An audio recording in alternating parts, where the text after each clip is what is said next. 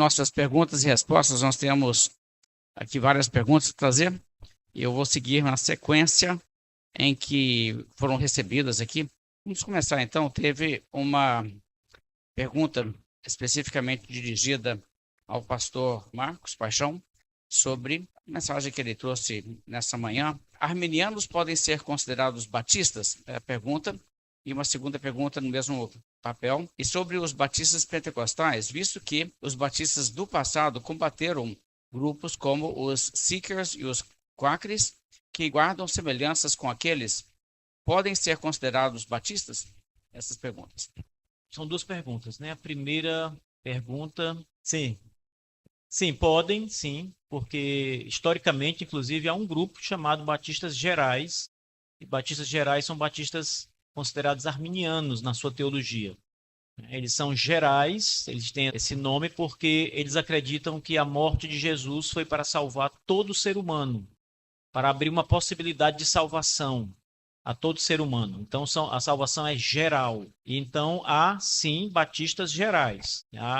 É possível? É possível, e há historicamente isso, e ainda hoje há batistas gerais também. E a segunda é em relação ao pentecostalismo, se batistas podem ser pentecostais, né? Existe também grupos batistas que são pentecostais. No Brasil, os batistas nacionais, eles na sua gênese, eles se desligam da Convenção Batista Brasileira por causa da doutrina do Espírito Santo.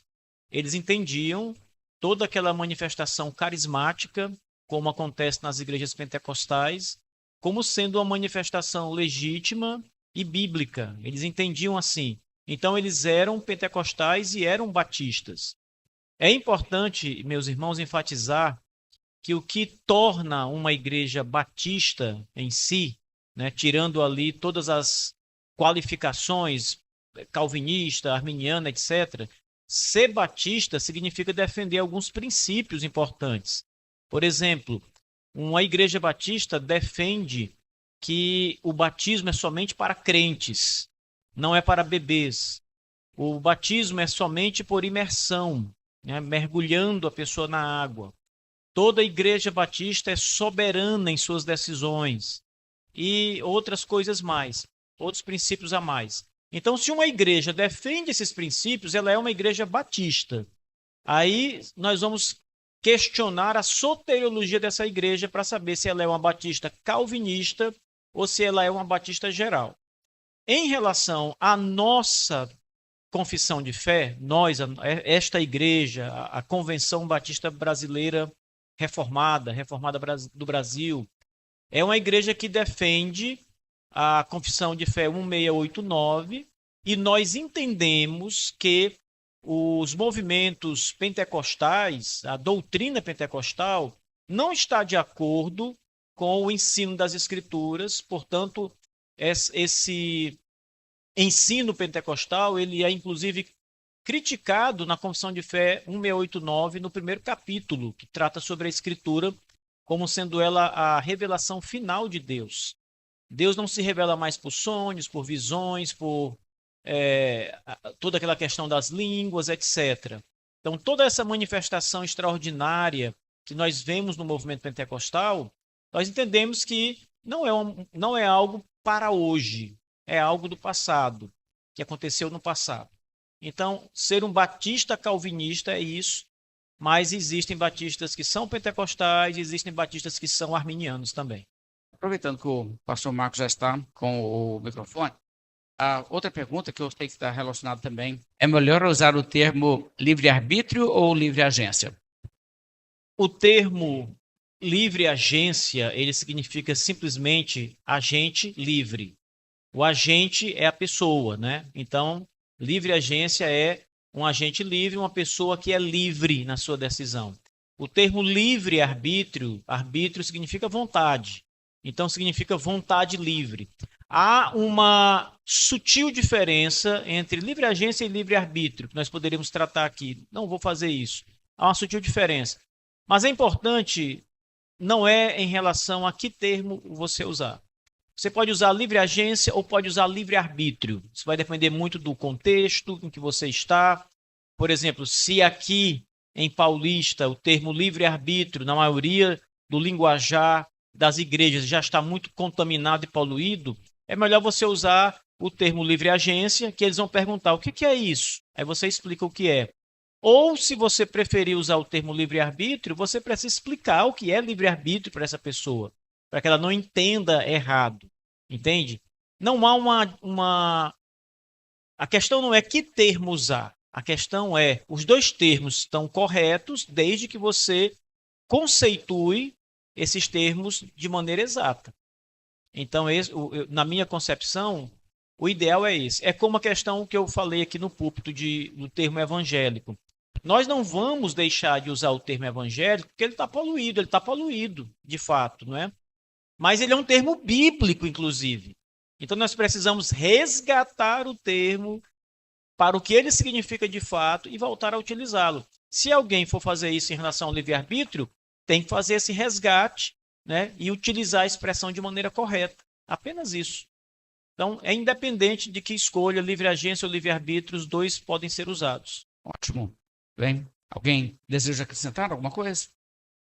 Talvez a primeira pergunta que foi feita ao pastor Marcos, antes mesmo, pastor Marcos, do movimento carismático, o pentecostal, ter alcançado os batistas brasileiros, né, e ter surgido a Convenção Batista Nacional, que inclusive nossa igreja fazia parte dela, também chegou alguns batistas pentecostais aqui, chegaram na década de 30, não é?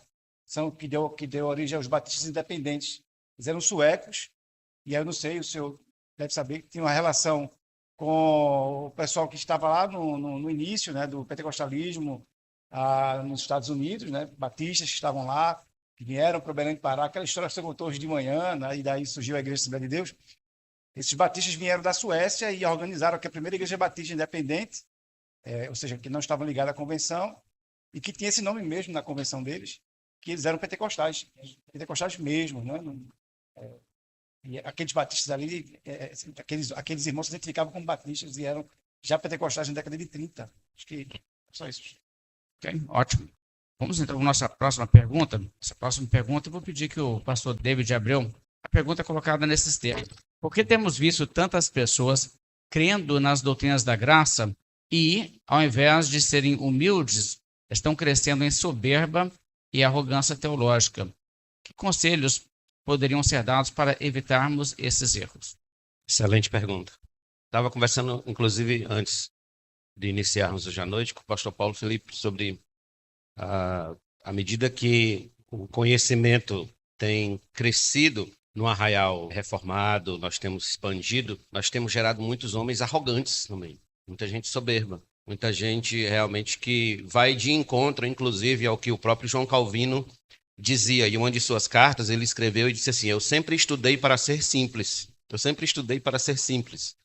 Então, que as escrituras falam sobre o fato do conhecimento inchar, né, gerar homens soberbos, orgulhosos. Infelizmente, no arraial reformado, nós acabamos sofrendo muito disso. Seminaristas, gente que começa ali o seu seminário, segue a sua marcha dentro do seminário, aí já começa a achar que o pastor já não é mais o suficiente para ensiná-lo. Esse pastor não conhece de grego, esse pastor não sabe do hebraico, ele não sabe das nuances A, B e C, enfim. E daí nasce ali um futuro arrogante, né? Alguém realmente tomado de soberba.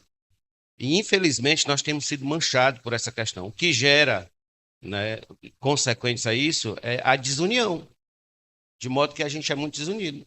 Aqui quem já foi, vocês sabem aqui quem já foi da Assembleia de Deus, do mundo pentecostal, de um modo geral, há uma liberdade de trânsito muito grande, por exemplo, entre os pregadores, entre eles. Um convida o outro convida o outro, e tem um convite até maior nessa questão. Mas no meio reformado a gente acaba sofrendo justamente porque há uma ideia, nasceu essa ideia de que, olha, eu preciso chamar quem? Eu já ensino a minha igreja, vou chamar quem? Eu sou suficiente. O que eu vou chamar aqui para alguém vai vir para cá para pregar para nós, vai falar o que diferente do que eu falo? Eu já cito Spurgeon, eu já cito John Piper, eu já cito Martin Lloyd Jones, eu já cito, enfim, Calvino, John Knox, etc. Então, o que vão dizer diferente do que eu já falo aqui no meu púlpito? E isso acaba, de certo modo, o quê? Reduzindo o impacto e a expansão reformada. Porque hoje você vê 5 pastores reformados sentados juntos, né, conversando, dialogando, é praticamente um milagre. Né? É um desafio muito grande no Brasil que nós estamos, diferentemente do contexto americano. No contexto americano, por exemplo, você encontra Sproul e John MacArthur no mesmo púlpito. Né? Você encontra homens realmente de um quilate gigantesco dentro da teologia, mas com uma humildade, né, tremenda. E isso, infelizmente, está faltando no nosso meio. Então, eu fico muito feliz por essa iniciativa da conferência e nesse padrão de diversos pastores, porque isso gera união e mostra que aqui nós estamos falando todo mundo a mesma coisa, pregando o mesmo evangelho, pregando a mesma teologia, né? E aprendendo uns com os outros. Porque eu confesso para vocês, estou saindo daqui mais como aluno do que como preletor. É isso, pastor.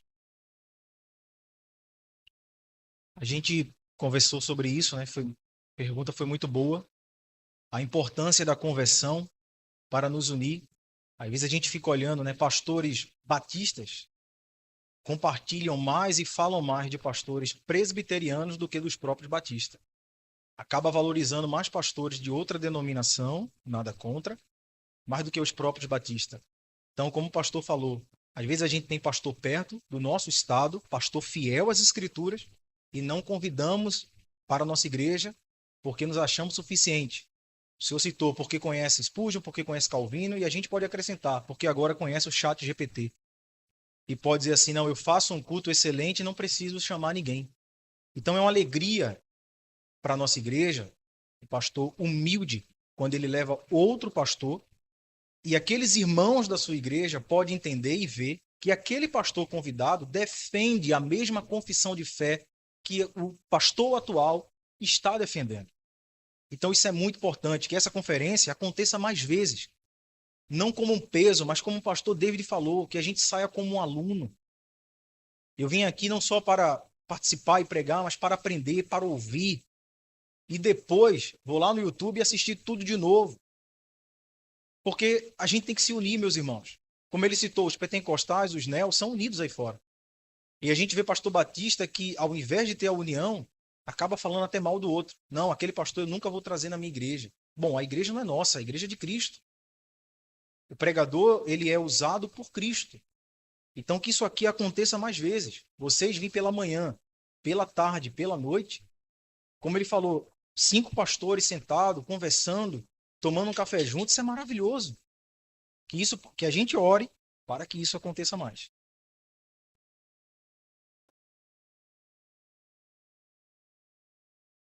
Vamos então para a nossa próxima pergunta. Essa pergunta eu acho que eu vou pegar, eu vou lidar com ela, e talvez esteja relacionado com algumas coisas que eu falei, eu não sei se foi bem isso, mas veja só, a pergunta foi colocada assim, 4 textos e pedido. Gostaria que fosse explicado os seguintes textos. Os textos parecem narrar que a regeneração é resultado da fé e não a causa. Okay? Então, isso é uma questão da ordem da salvação, é uma questão doutrinária importante. Eu acredito, eu vou ler cada um dos textos, mas eu vou explicar de uma forma preliminar. O que acontece às vezes que a gente trata como se fossem sinônimos diversos textos na Bíblia. O que é salvação? A salvação é justificação. Justificação é regeneração. É a pessoa passar da morte para a vida, é a pessoa ter vida eterna. Mas veja, ok, estão relacionados, mas na verdade são coisas específicas. Então, quando nós falamos, por exemplo, da maneira em que Deus salva uma pessoa, primeiro Deus vem e ele muda o coração da pessoa. Okay? Essa mudança do coração, que a pessoa tem uma inclinação para a carne, e Deus tira o coração de pedra e coloca o coração de carne, coloca o novo Espírito e coloca o Espírito Santo nela, de modo que o Espírito Santo atuando a coloca na outra direção, ok? A direção do Espírito propriamente. Então, o que acontece a essa altura? Isso é regeneração. Quando a pessoa é regenerada, é que ela crê. Veja, a pessoa crê antes de querer crer. Não. Deus faz com que ela queira crer. Esse querer crer é a regeneração. Certo? Então, quando a pessoa está regenerada, ela então crê. E ela precisa crer para ser justificada, não é? Então, a justificação tem muito a ver com o fato que ela é perdoada dos seus pecados, Deus a declara como justa. E aí, na verdade, ela está salva. Ela está em Cristo salva. E a essa altura, o que acontecerá é que ela ainda não está glorificada, mas ela já está salva. Então, existe um aspecto presente da salvação. Ela já tem vida eterna, porque ela já está salva, então ela possui vida eterna, mas ela ainda não está na glória. Então, ainda existe um aspecto futuro da salvação. Agora, então, perceba bem. Regeneração acontece antes que a pessoa creia. Regeneração leva a pessoa a desejar Cristo para que então ela creia. Ela só é de fato salva quando ela crê. Percebe?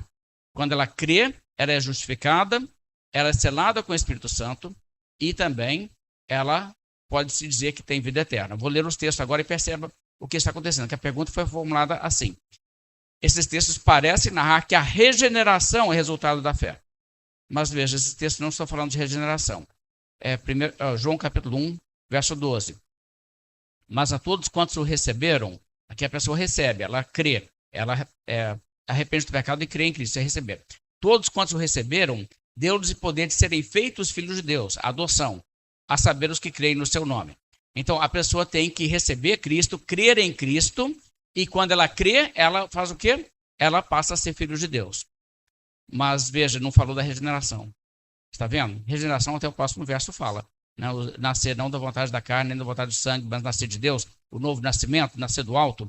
Okay? Isso, na verdade, acontece para que a pessoa venha a crer. Mas a pessoa tem que crer para se tornar filho de Deus por adoção.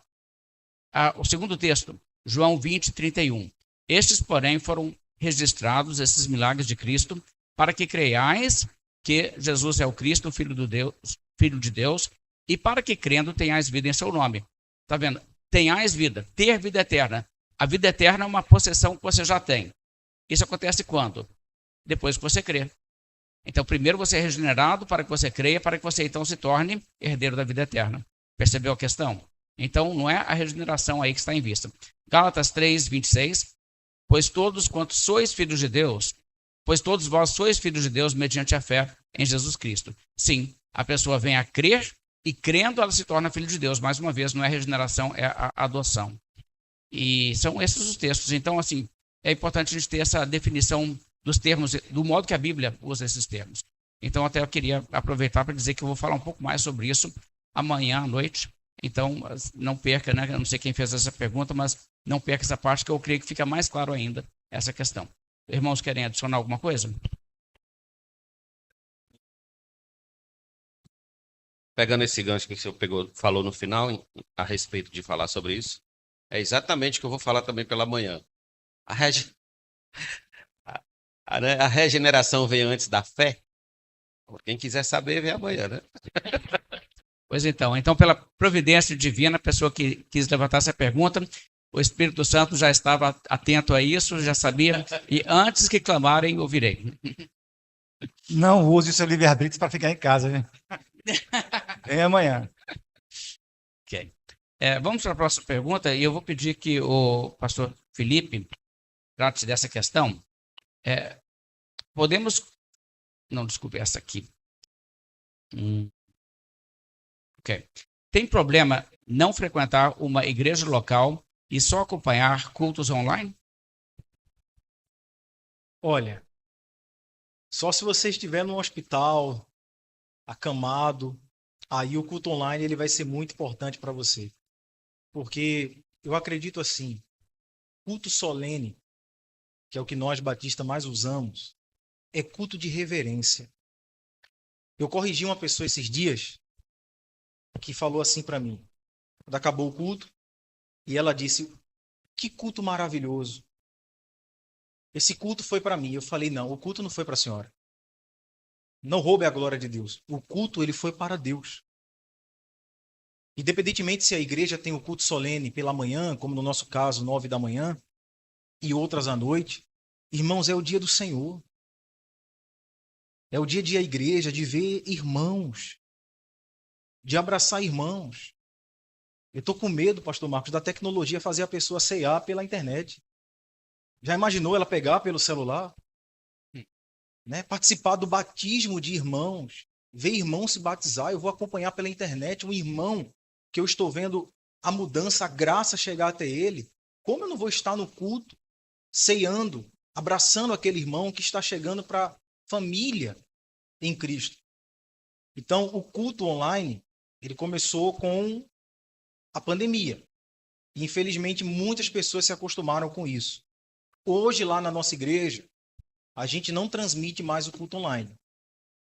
A gente deixa ele gravado, né? O celular ele fica lá gravando a transmissão. A gente transmitiu do pastor Daniel porque foi uma sessão. Mas aí a gente manda depois para irmãos que não puderam ir, porque realmente não puderam. Porque aí acaba acostumando a pessoa. Mas a melhor coisa é estar na igreja, cultuando ao Senhor, acompanhando as Escrituras, participando da ceia do Senhor, de batismo de novos irmãos, e pós-culto ter aquele momento de comunhão com os irmãos, que isso aí o culto online não dá. Vou pedir que o pastor João responda essa próxima pergunta. Se o arrependimento é dom de Deus, como faço para alcançá-lo?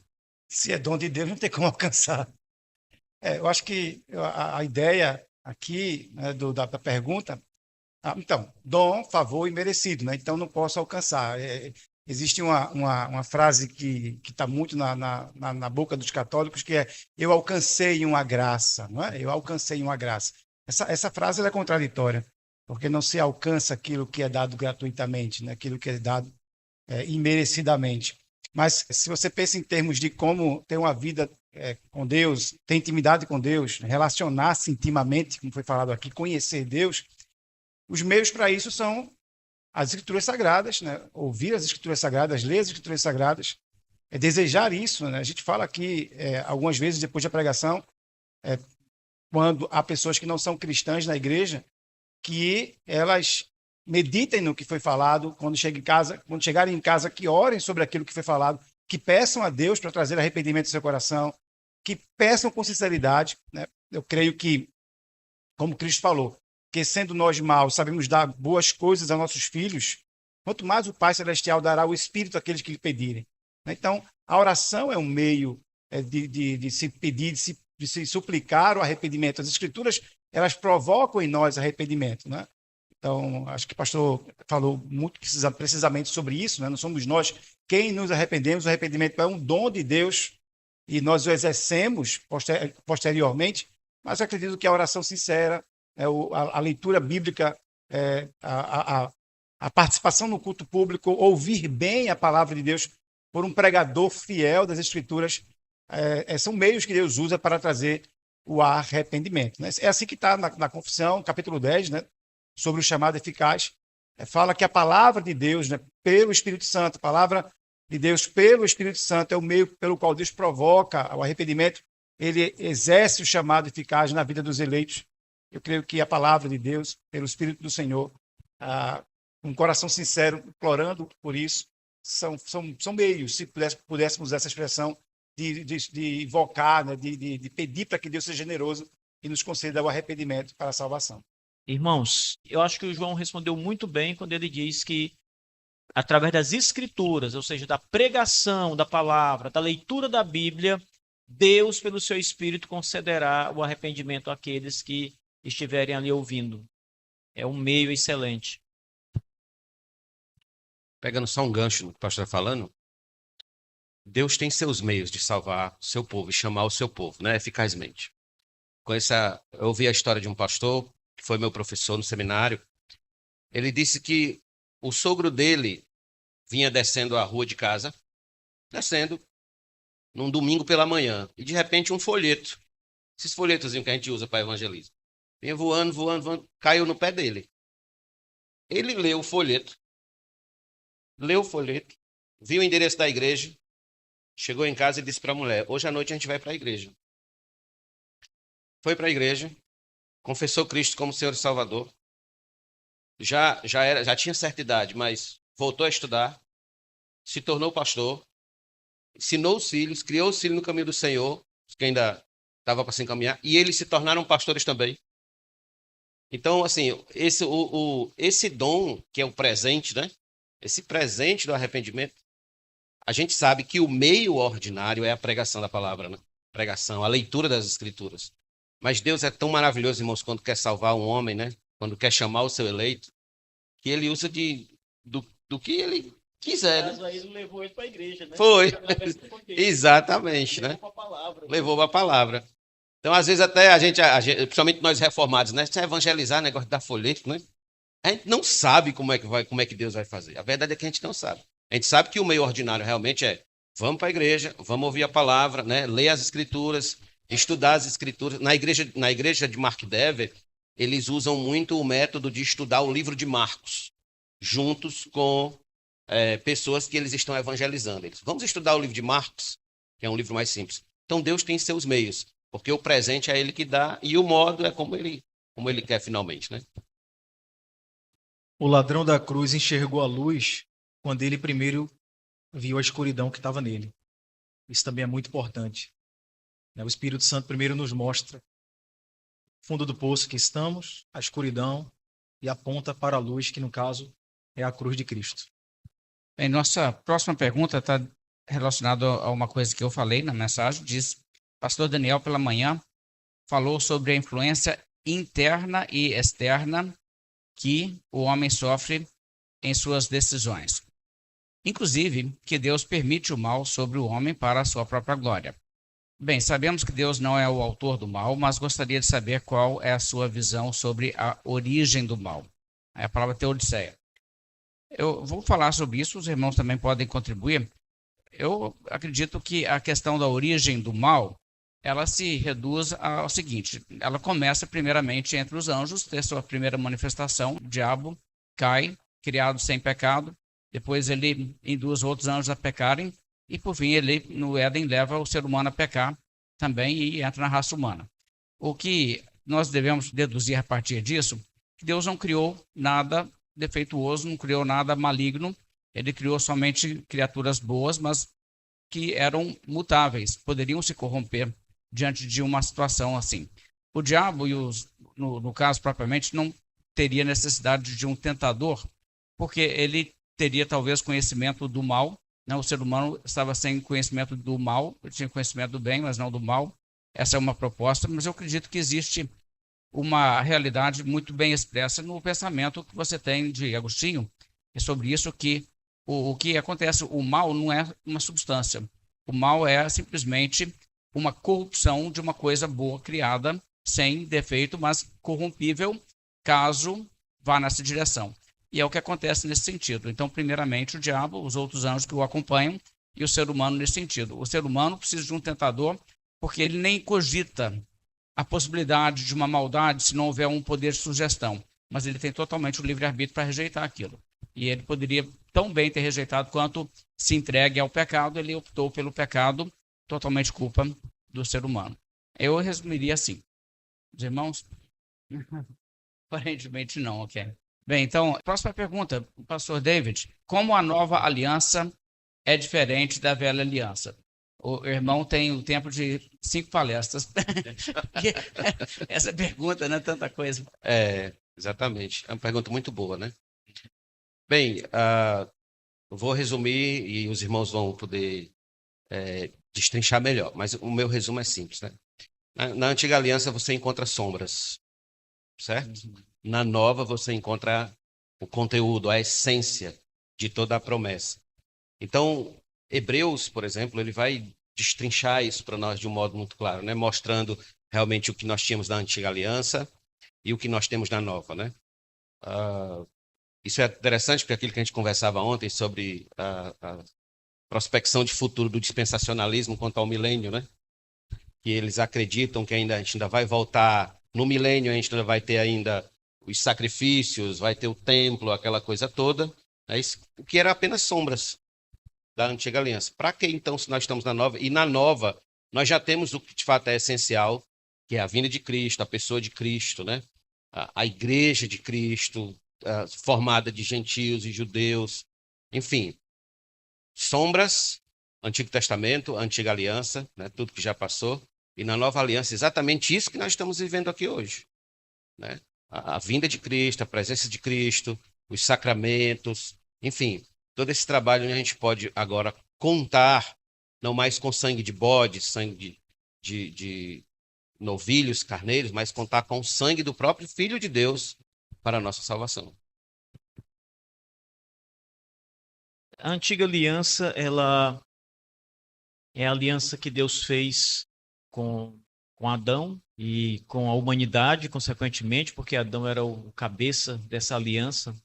E essa aliança, ela prometia salvação se o homem realizasse o que Deus havia proposto, né? Adão, como nós sabemos, ele desobedece a Deus, ele quebra essa aliança, a antiga aliança. Então, por causa da quebra da antiga aliança, todo homem entra em condenação, todo ser humano entra em pecado. É por isso que a Bíblia fala que nós nascemos mortos em delitos e pecados. E nesses pecados, que é no pecado da quebra da antiga aliança, né? Que é chamada também de pacto de obras. Então Deus faz uma nova aliança. Ele promete essa nova aliança no Antigo Testamento. Ele promete essa nova aliança em Gênesis 3. E essa nova aliança vai sendo progressivamente revelada no Antigo Testamento. Então, à medida que a gente vai lendo o Antigo Testamento, né, e nós temos que entender que ele levou vários séculos. À medida que Deus vai se revelando aos profetas, ele vai revelando também mais sobre essa nova aliança. Ele vai prometendo mais sobre a nova aliança.